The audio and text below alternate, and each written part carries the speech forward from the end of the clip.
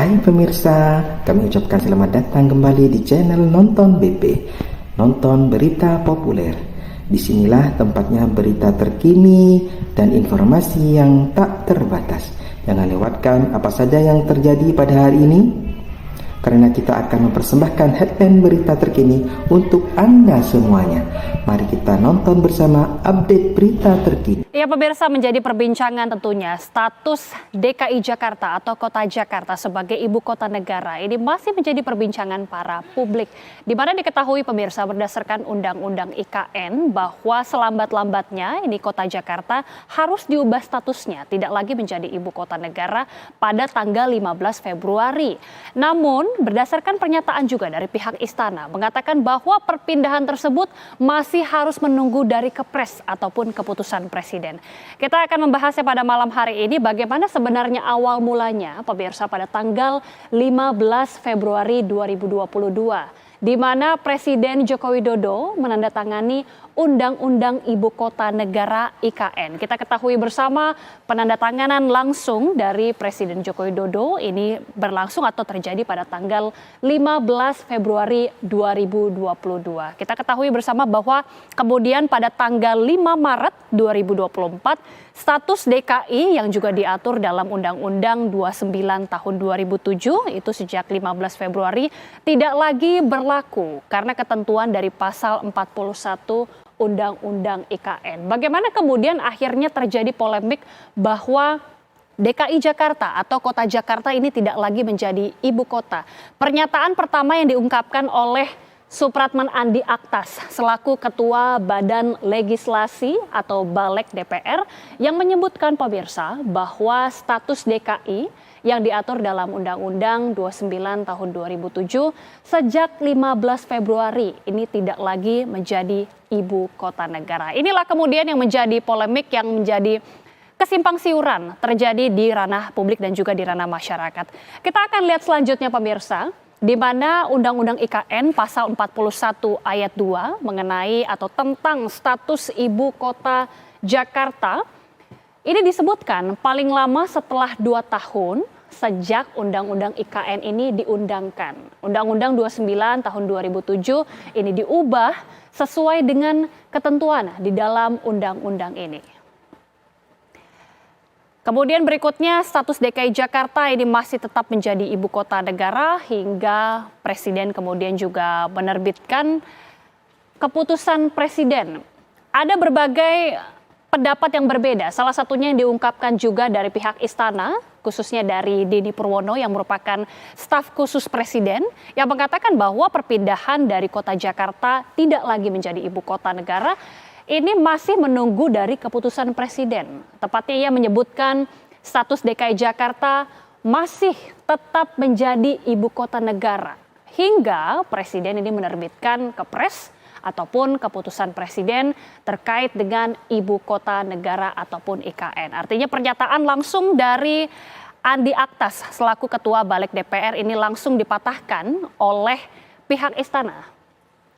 Kita akan hadirkan juga pemirsa bagaimana kemudian poin-poin dari RUU khusus untuk di Jakarta, DKI Jakarta atau DKJ juga pemirsa. Kita simak bersama dari Presiden yang menunjuk gubernur pasal 10.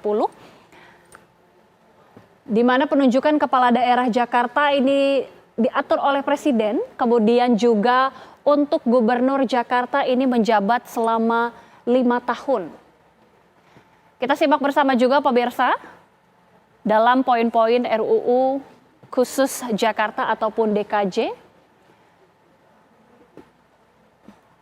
Dalam pasal 33 ayat 3, Jakarta terdiri dari kota dan kabupaten administrasi, dan juga gubernur Jakarta tidak perlu pertimbangan dari DPRD menentukan wali kota dan bupati.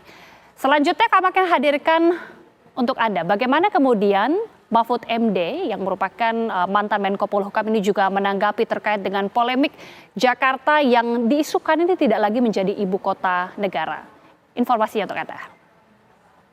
Ada satu isi yang di situ sangat mengecoh kalau saudara tidak hati-hati, yaitu gubernur DKI semula itu akan dipilih oleh presiden langsung. karena ini daerah khusus.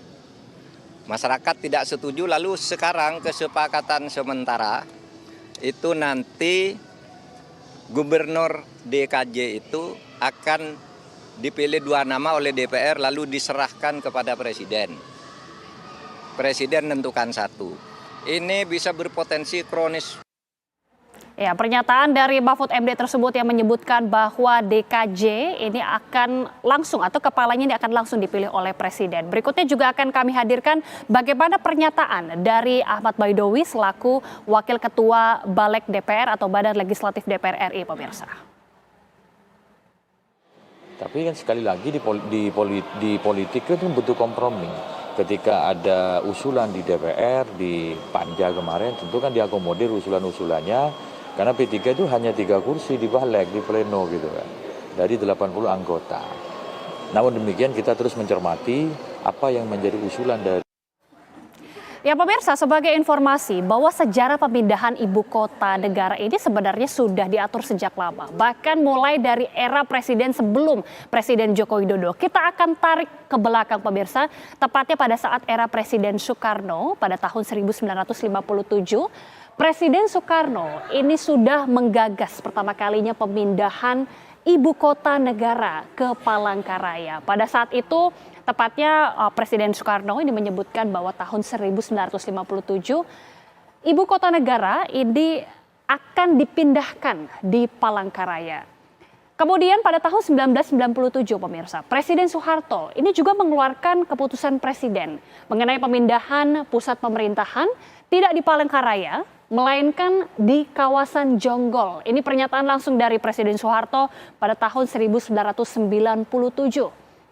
Kita tarik kembali kemudian pada era Presiden Susilo Bambang Yudhoyono pada tahun 2009. Presiden SBY ini juga sempat berencana memindahkan wilayah atau ibu kota negara ini bukan di Jonggol lagi pemirsa, melainkan ke wilayah timur dari Indonesia. Ini juga pernyataan yang diungkapkan pada tahun 2009, tepatnya diungkapkan langsung oleh Presiden Jokowi atau Presiden Susilo Bambang Yudhoyono. Dan barulah kemudian pada tahun 2019 kita ketahui bersama keputusan langsung atau pernyataan langsung dari Presiden Joko Widodo yang memutuskan bahwa ibu kota negara atau IKN ini keluar dari Pulau Jawa, yang kemudian kita ketahui banyak sekali keputusan beberapa daerah yang sempat menjadi pertimbangan hingga akhirnya kemudian dipilih untuk di Penajam Pasar Utara atau ibu kota Nusantara, pemirsa. Lantas bagaimana kita lihat negara-negara lain yang juga mungkin memiliki beberapa keputusan-keputusan untuk memindahkan ibu kota negara mereka.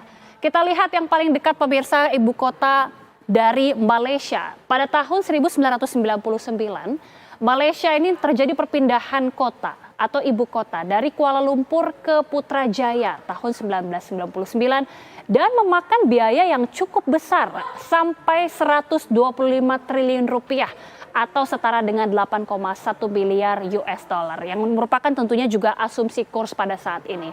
Itu adalah salah satu contoh di negara tetangga kita, negara Malaysia yang pada tahun 1999. Kita akan coba pantau negara lainnya pemirsa. Myanmar pada tahun 2005 ini dari kota Yangon ke Naypyidaw yang juga memakan biaya yang sangat fantastis, kurang lebih 5 miliar USD atau US dollar atau setara dengan 77 triliun rupiah. Biaya yang tidak kecil untuk memindahkan kota atau ibu kota negara dari satu kota ke kota yang lain. Kita hadirkan negara berikutnya pemirsa. Ini adalah negara Korea Selatan. Perpindahan ini dimulai secara bertahap. Diawali pada tahun 2012 yang disebutkan akan mulai pindah secara bertahap dan akan diteruskan atau dilaksanakan sampai tahun 2030.